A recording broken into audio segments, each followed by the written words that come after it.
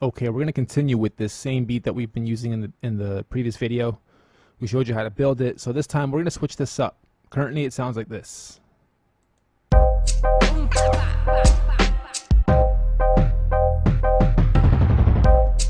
How would we take this? Or, okay, actually we had that version, and then we had a nice little jungle version too.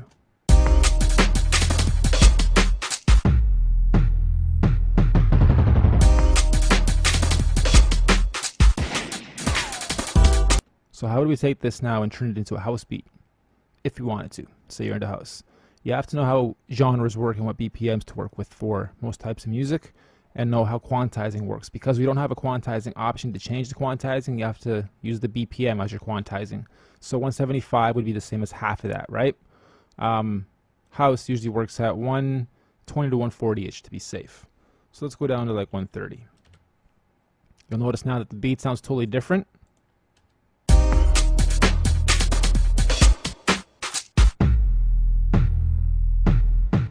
But if you bob your head to it, before we even lay the house lead, you know we can go and it'll sound nice. So what do we have to do? First, turn down anything that has drums, and then we'll use layer 8 or 9 as our house kit. So we'll go in here, we'll draw 2 bars in, click edit. You'll notice that this happens fast. It doesn't take too much. House 3 or 2 or 1, doesn't really matter as long as you have the same pattern. Yeah, I like that. Why not? So we simply put in a repetitive kick on every first part of each measure.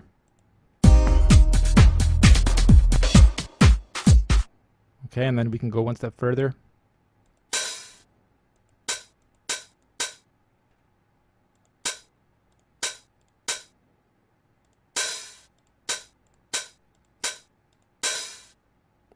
And now it sounds even more like house. Let me turn that down a little bit.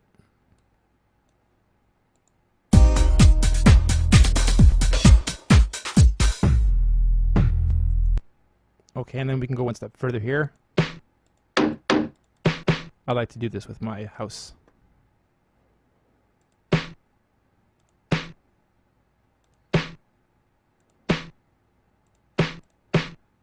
Just so it breaks it up nicely.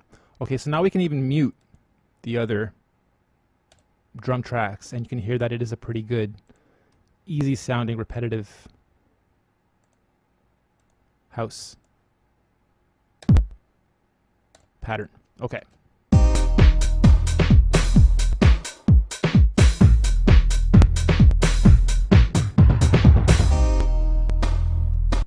Okay, duplicate that all the way through.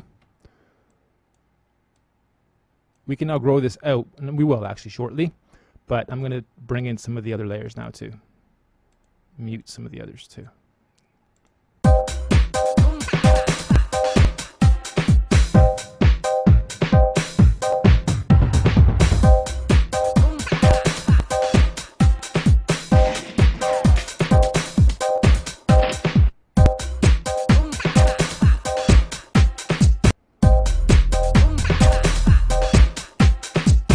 And then one thing we'll do is, with the bass line, bass works differently when it comes to genres. And in house, bass tends to work with a very kicky sort of sound that's also repetitive.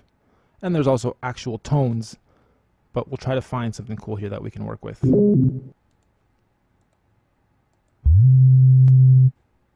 That's nice and short.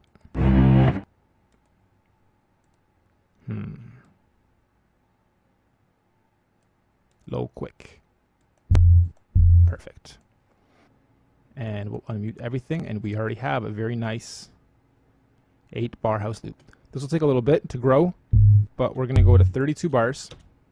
Give it some time. It's calculating everything. You'll notice that things become a little bit more complex looking because you're literally seeing 32 bars. And you can see that some of the bars at the end there were a little bit too far over. Just snap those back into place. And now, I mean, everything's still the same. You can still drag everything. You can still copy stuff. Here's what we started making our house kicks and patterns. So we'll copy that over first and we'll edit it. And then here, I want to fill this right in now.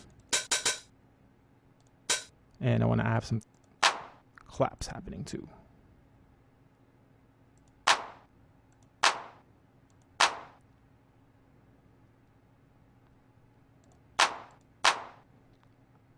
Okay, so now, if you know how a house works, it's a lot of repetitive builds.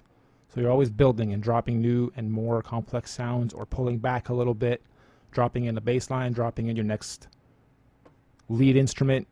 So we'll try to grow this from nothing into a nice full sound. Okay, so already we have a very nice 32 bar loop now, and we can see how this sounds live, or we can go to export and then export it to our wave. Turn the master down a little bit.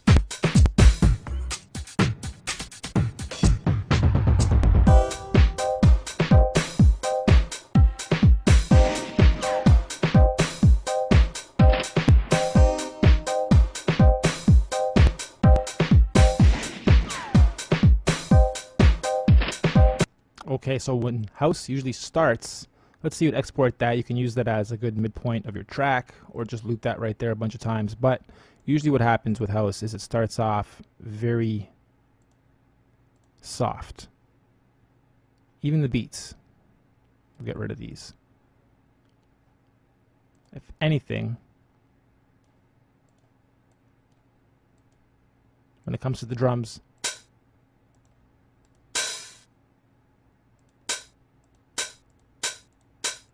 maybe start off with a little bit of a hi-hat for the first couple, and then bring in some of the other sounds. I won't even bring in the bass yet.